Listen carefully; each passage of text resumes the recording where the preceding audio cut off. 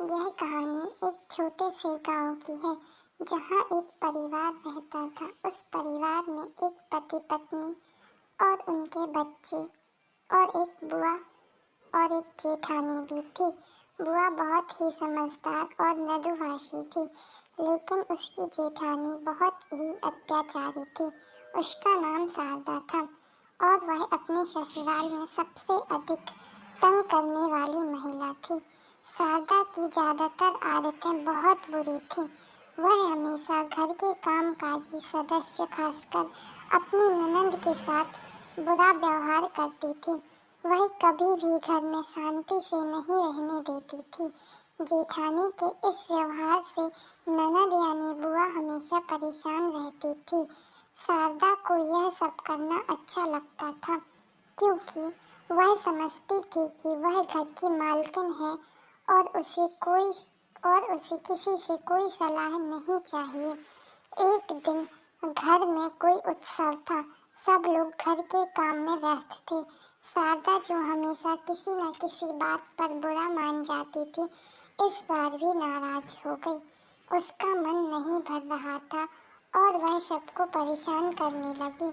उसने अपनी ननद से कहा, तुम क्या समझती हो, तुम्हारे बिना यह घर नहीं चल सकता। मैं ही घर की असली मालकिन हूँ।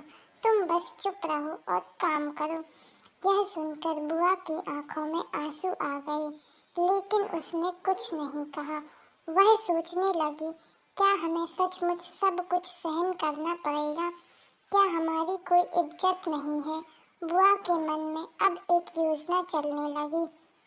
अगले दिन बुआ ने अपनी छोटी बहन को बुलाया और उसे अपनी योजना बताई। उन्होंने सोचा, अगर जेठानी को अपनी गलती का एहसास दिलाया जाए तो शायद वह सुधर जाए। बुआ ने अपने घर के सभी लोगों को बुलाया और एक मीटिंग का आयोजन किया। मीटिंग में बुआ ने सबको बताया, देखिए, हम सब परिवार हैं। किसी को भी यह अधिकार नहीं है कि वह दूसरों को नीचा दिखाए। अगर हमें एक साथ रहना है तो हमें एक दूसरे का आदर करना होगा।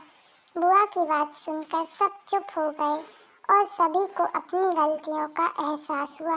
लेकिन शारदा को यह सब बहुत अजीब लगा और वह गुस्से में आ गई। उसने कहा, तुम सब लोग मुझे सिखाने वाले कौन होते हो?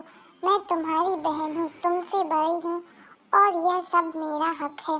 लेकिन बुआ ने शांत मन से जवाब दिया, हमें रिश्तों का सम्मान करना चाहिए, लेकिन कोई भी अत्याचार सहन नहीं किया जा सकता।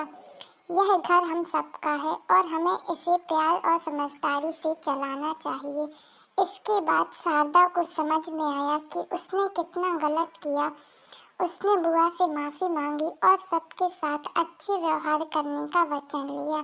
उसके बाद से घर में शांति और सुकून बना रहा। शारदा ने भी अपनी आदतें सुधार ली और घर के सभी लोग खुशी खुशी रहने लगे।